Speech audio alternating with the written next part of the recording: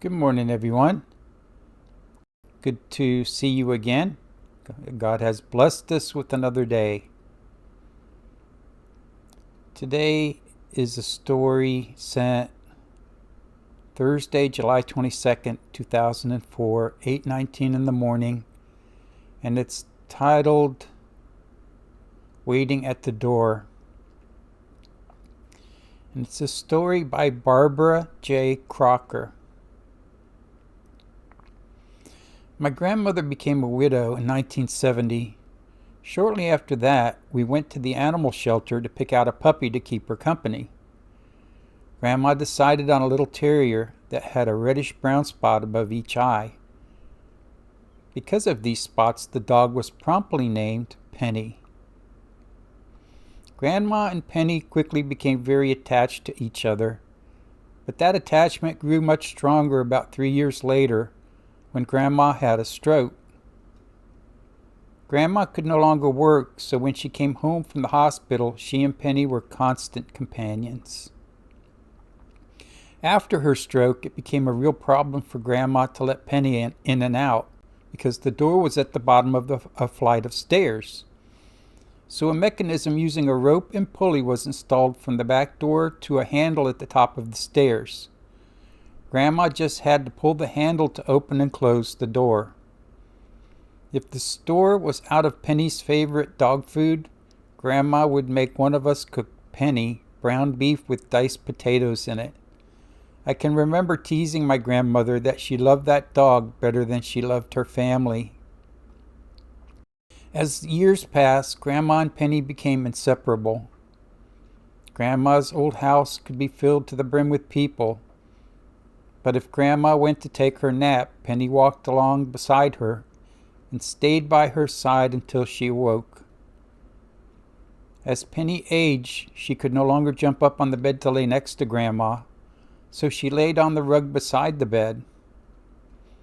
If Grandma went into the bathroom, Penny would hobble along beside her, wait outside the door, and accompany her back to the bed or chair. Grandma never went anywhere without her faithful companion by her side. The time came when both my grandmother and Penny's health were failing fast. Penny couldn't get around very well, and Grandma had been hospitalized several times. My uncle and I lived with Grandma, so Penny was never left alone, even when Grandma was in the hospital. During these times, Penny sat at the window looking out for the car bringing Grandma home, and would excitedly wait at the door when Grandma came through it. Each homecoming was a grand reunion between the two. On Christmas Day in 1985, Grandma was again taken to the hospital. Penny, as usual, sat watching out the window for the car bringing Grandma home. 2 mornings later, when the dog woke up, she couldn't seem to work out the stiffness in her hips as she usually did. The same morning, she began having seizures. At age 15, we knew it was time. My mother and aunt took her to the veterinarian and stayed with her until the end. Now the big dilemma was whether to tell Grandma while she was still in the hospital or wait. The decision was made to tell her while she was in the hospital, because when we pulled up at the house, the first thing Grandma would look for was her beloved Penny, watching out the window, and then happily greeting her at the door.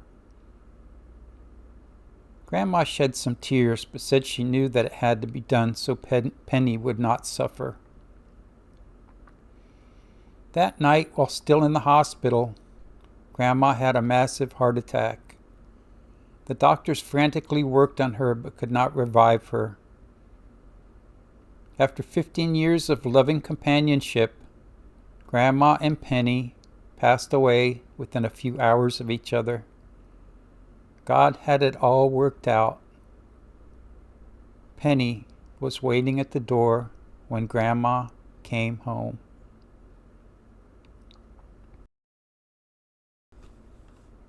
If anyone should ever ask you, and then quite often it's children that bring this up, is whether their pets go to heaven. This is what you are to say. If heaven is a place where joy reigns supreme, the presence of God and the heavenly hosts, then yes, your pet will be there. I know that I look forward to one day seeing my little black dog there. I know it would bring me great joy and happiness for that dog to jump up on my leg when I arrive. So yes, if heaven is a place of total happiness and repose, your pet will be there. God bless everyone. Have a great Thursday. If God gives us another day, I shall see you tomorrow.